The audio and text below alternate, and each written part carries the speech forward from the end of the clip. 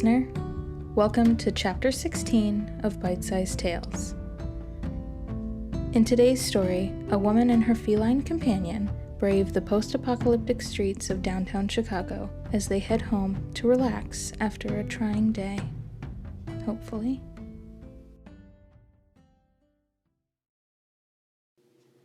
Fig and Darcy, written and read by Dot Moore. It's okay, Fig. The train will be here any minute now. We'll be on our way home soon. I smiled at the gray tabby as he looked up at me and mewed in confirmation. Fig and I found each other shortly after the crisis started. He's been my only constant. I know I wouldn't have made it as long as I have without him by my side. See, the world isn't what it used to be.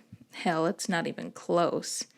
It didn't take long for the collapse of societal norms to impact day-to-day life. All that talk of camaraderie and integrity meant nothing after the first wave. People quickly turned to an everyone-for-themselves mentality, and if you couldn't make it on your own, well, you didn't make it. That's not to say that society is entirely made up of wandering vagrants. More so, we've all become highly selective in the company we keep. I want to believe that after the first wave, we collectively recognized that something changed, but it was difficult to pinpoint exactly what that was. It wasn't until the third wave that the media and scientists started to recognize some semblance of a pattern.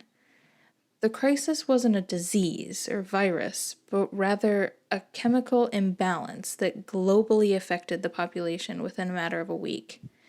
Once we established the consistent shift in behavior between each wave, it became easier to predict how to handle the after effects.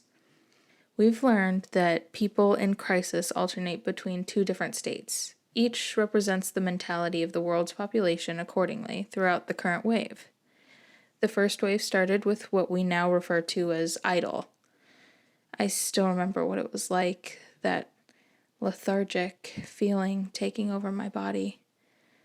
The overwhelming depressive weight that shackled me to my bed and embedded my mind with complete apathy towards everything, even myself.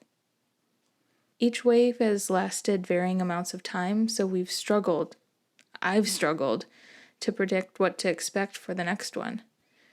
Without Fig, I would have been lost to the idol. He saved me. It's been 4 months since the current wave started, and we still have no explanation for why this is happening. Fury waves maintained some semblance of familiarity from the time before all of this. A fury is the relative opposite of an idol, with a traumatic twist of rage added to the mix. We've established that social interaction throughout a fury resulted in physical violence that displayed an unnatural darkness within humanity. Most people began isolating themselves throughout fury waves, resulting in overwhelmingly intense idle experiences. During the second fury, I stayed in. I didn't leave my apartment except to get necessities for 7 months. That's how Fig found me. I was walking down West Lake Street, downtown, to the drugstore. It was still pretty well stocked since most of Chicago was lost to the first fury. I remember the feeling of the snow falling around me in thick flakes, as if seasonal depression needed to be added to the mix.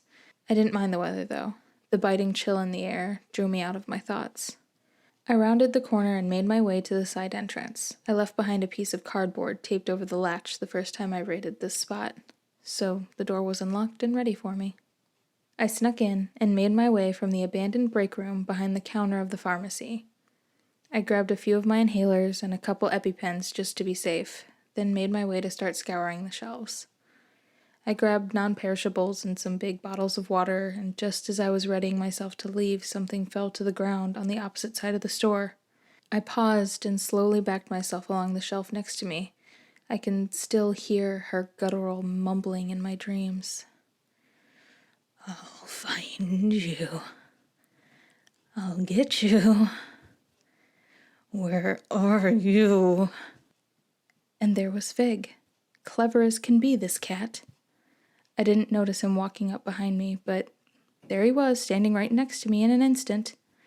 He rubbed up against my leg and stepped a few feet in front of me before looking back, telling me to follow him. I had no other choice but to trust that he was helping me. That's exactly what he did, too. He helped me remember how to live again, not just survive.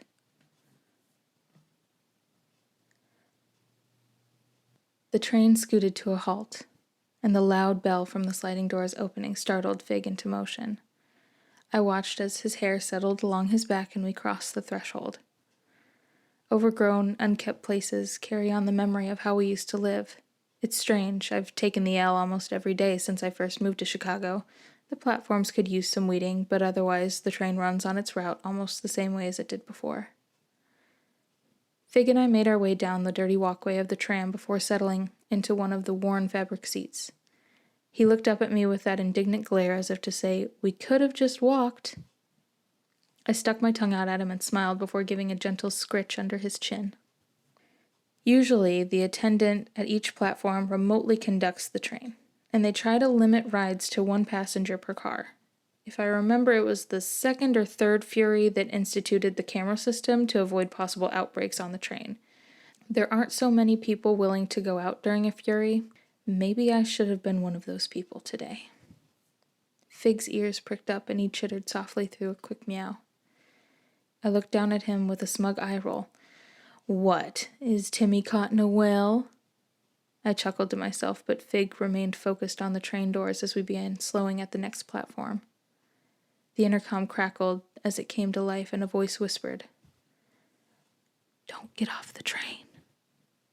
My adrenaline spiked and I slowly shifted myself from the seat to the floor of the tram. Fig's ears flattened and he followed suit, curling up into my arms. I tucked myself back between the seats and pulled my legs in close, making myself as small as possible. The intercom voice whispered again, 3 Furies on the platform. Just stay low." I trembled and sat balled up on the floor for what seemed like forever. Fig nestled into me and purred softly. His comfort and trust helped ease my nerves. I closed my eyes, took a deep breath, and let it go slowly.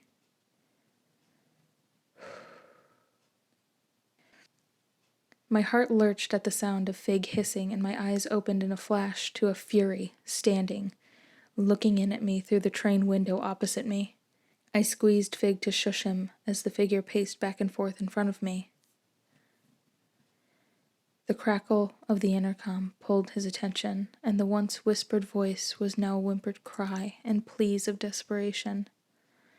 The line cut and a deafening silence filled the train. The Fury before me stopped again and raised a fist. Bang! He beat his hands against the plexiglass pane between us. I jumped and Fig hissed again. The Fury just watched, staring at me, knowing, waiting.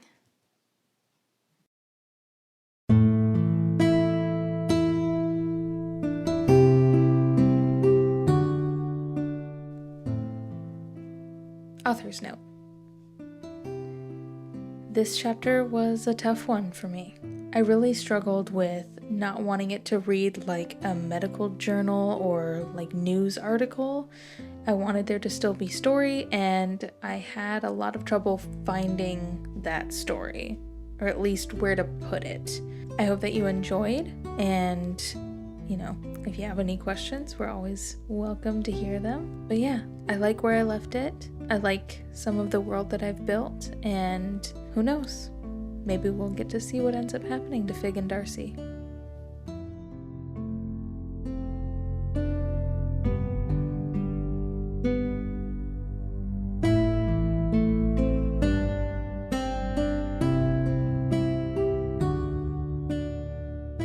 This chapter of Bite-Sized Tales has been brought to you under a Creative Commons Attribution, Non-Commercial, No Derivatives 4.0 International License.